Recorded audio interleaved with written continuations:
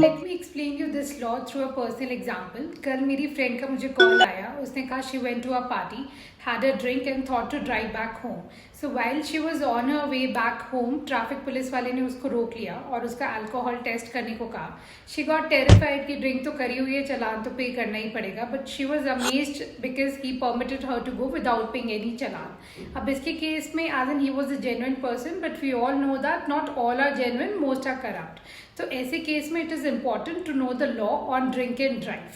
So section 185 of Motor Vehicle Act talks about BAC. BAC is blood alcohol content. So permissible maximum BAC is 30 mg of alcohol per 100 ml of blood.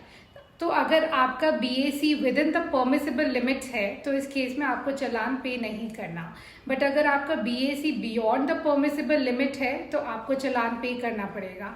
अब amendment के बाद की fine के जो amount है that is increased.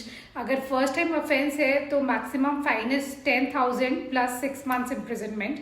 अगर second time offence है तो maximum fine is 15K plus 2 years imprisonment.